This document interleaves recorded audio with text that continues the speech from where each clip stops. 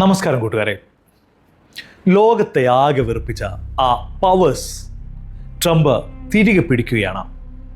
ഞാൻ പറയുന്നത് അദ്ദേഹത്തിൻ്റെ താരിഫ് പവേഴ്സിനെ കുറിച്ചാണ്.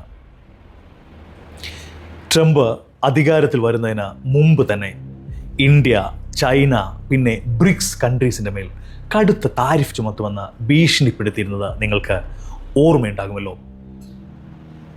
അധികാരത്തിൽ വന്ന ശേഷം ഇന്ത്യ അടക്കമുള്ള രാജ്യങ്ങൾക്ക് മേൽ അപ്പടി താരിഫുകൾ അടിച്ചേൽപ്പിക്കുകയും ചെയ്തു.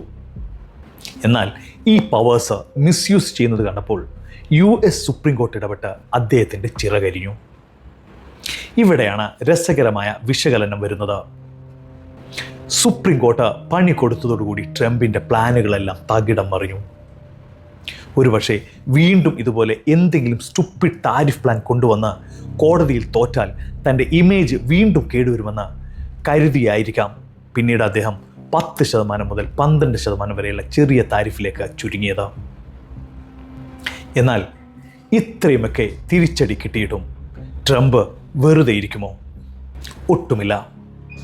നമുക്ക് വിശദമായി പരിശോധിക്കാം. എൻ്റെ പേര് സാദിഖ്.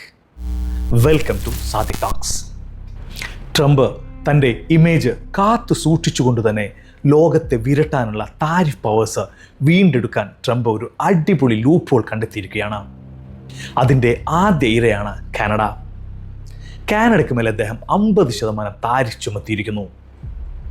ഇതൊരു പൈലറ്റ് പ്രോജക്റ്റ് അല്ലെങ്കിൽ ഒരു പരീക്ഷണമാണെന്ന് വേണം കരുതാൻ. പുതിയൊരു നിയമ വഴിയിലൂടെ 50% താരിഫ് അടിച്ചേൽപ്പിക്കുമ്പോൾ കോടതി വീണ്ടും ഇടപെടുന്നുണ്ടോ എന്ന് നോക്കാനുള്ള ഒരു ടെസ്റ്റിംഗ് ഗ്രൗണ്ട്.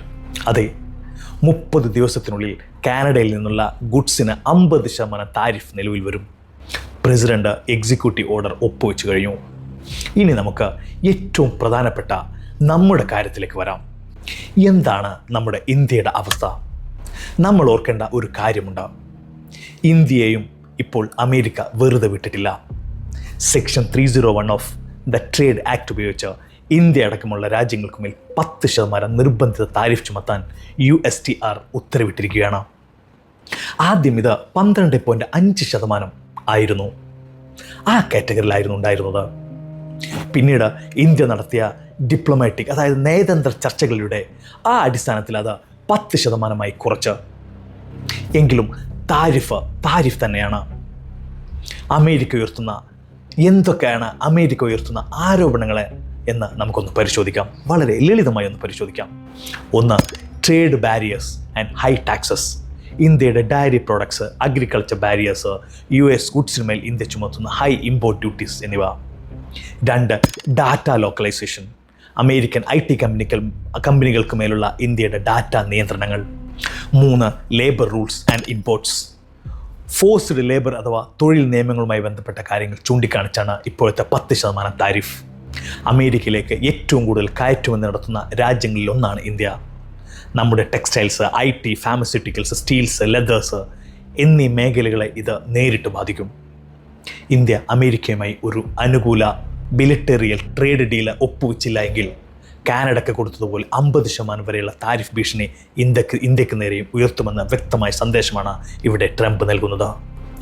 നിയമത്തിൻ്റെ വഴിയിലൂടെ ട്രംപ് എങ്ങനെയാണ് തൻ്റെ താരിഫ് പവേഴ്സ് തിരിച്ചു പിടിക്കുന്നതെന്ന് അനലൈസ് ചെയ്യേണ്ടത് വളരെ പ്രധാനമാണ്. തൻ്റെ പഴയ ഇമേജ് ലോസ് ഒഴിവാക്കാൻ വളരെ മാസ്റ്റർ പ്ലാനോട് കൂടിയാണ് അദ്ദേഹത്തിൻ്റെ ഈ നീക്കം. പഴയ IEEPA ഉപയോഗിച്ചപ്പോൾ സുപ്രീം കോടതി തടഞ്ഞു. അതുകൊണ്ട് ഇത്തവണ പഴയ നിയമപുസ്തകങ്ങൾ പൊടി തട്ടിയെടുത്ത് താരിഫ് ആക്ട് ഓഫ് 1930 സെക്ഷൻ 338 ഉപയോഗിച്ചിരിക്കുന്നത്. US കൊമേഴ്സിനോട് ഡിസ്ക്രിമിനേഷൻ കാണിക്കുന്ന ഏത് കൺട്രിക്കും 50% വരെ താരിഫ് അടിച്ചു കൊടുക്കാൻ പ്രസിഡന്റിന് പവർ നൽകുന്ന ഒരു നിയമമാണിത്. വിരോധാഭാസം എന്തെന്നാൽ 1949 ശേഷം ഈ ലോ ഇതുവരെ ഒരു US പ്രസിഡന്റും കൈവച്ചിട്ടില്ല. ഇതിലെ ട്രംപിൻ്റെ തന്ത്രം നോക്കൂ. Excepted items, energy, potash, critical minerals, fish എന്നിവ ഒഴിവാക്കി. കാരണം ഇവ തൊട്ടാൽ സ്വന്തം നാട്ടിലെ ഇൻഡസ്ട്രികൾ പൂട്ടും. 50% താരിഫ് അടിച്ചത് ആരൊക്കെയാണ്? എന്തിനൊക്കെയാണ്? വൈന്, hockey equipments, cement, machinery, apparels, furniture, auto parts. കാനഡയുടെ ഭാഗത്തു നിന്നും കടുത്ത അമർഷങ്ങളാണ് വരുന്നത്. മാർക്ക് കാരണം ഇത് USMCA എഗ്രിമെൻറ്റിൻ്റെ പച്ചയായ വയലേഷൻ എന്നാണ് പറയുമ്പോഴും തണുപ്പൻ മട്ടിൽ ട്രേഡ് ടോക്സ് നടത്താമെന്ന് പറയുന്നു. എന്നാൽ ഒൻറ്റാരിയോ പ്രീമിയേഴ്സ് രോഷാകുലമായി പറയുന്നത് റിട്ടാലിയേഷൻ താരിഫ് വഴി അമേരിക്കയ്ക്ക് തിരിച്ചടി നൽകണമെന്നാണ്. എന്നാൽ കാനഡ തിരിച്ചു പണിഞ്ഞാൽ അമേരിക്കൻ വിപണി അടയും എന്നതിനാൽ അതത്ര എളുപ്പമല്ല. ചുരുക്കത്തിൽ സാമ്പത്തികപരമായി ഭീഷണിപ്പെടുത്തി എതിരാളികളെ പ്രതിരോധത്തിലാക്കുക എന്ന ട്രംപിൻ്റെ തന്ത്രം ഇവിടെ ജയിക്കുകയാണ്. ചുരുക്കത്തിൽ സെക്ഷൻ 338 വഴിയും സെക്ഷൻ 301 വഴിയും ട്രംപ് തനിക്കനുകൂലമായ ട്രേഡ് ഡീൽ ഉണ്ടാക്കിയെടുക്കാൻ ലോകരാജ്യങ്ങളെ വീണ്ടും വട്ടമിട്ട് പറക്കുകയാണ്. കോടതിയിൽ വീണ്ടും ചെന്ന് തലവെച്ച് ഇമേജ് ലോസ് ഉണ്ടാകാതിരിക്കാൻ കാനഡയെ ഒരു പൈലറ്റ് പ്രോജക്റ്റാക്കി മാറ്റുകയും ഇന്ത്യ അടക്കമുള്ള 60 രാജ്യങ്ങൾക്ക് മേൽ പുതിയ താരിഫുകൾ അടിച്ചേൽപ്പിക്കുകയുമാണ്. ഇത് കാനഡ കൊണ്ട് തീരില്ല. അമേരിക്ക പറയുന്നത് കേൾക്കാത്ത എല്ലാ കൺട്രീസിനും അതിൻ്റെ ചൂടറിയേണ്ടി വരും. ഇന്ത്യ തങ്ങളുടെ കാർഷിക ഡിജിറ്റൽ നയങ്ങളിൽ വിട്ടുവീഴ്ച ചെയ്യുമോ, അതോ അമേരിക്കൻ വിപണിയെ വെല്ലുവിളിച്ച് തിരിച്ചടി നൽകുമോ എന്നത് വരും ദിവസങ്ങളിൽ കണ്ടറിയാം. നിങ്ങൾക്ക് എൻ്റെ ഈ വീഡിയോ ഇഷ്ടമായെങ്കിൽ ലൈക്ക് ചെയ്യുക, ഷെയർ ചെയ്യാനും മറക്കരുത്. സബ്സ്ക്രൈബ് ചെയ്യുകയും വേണം. Thank you.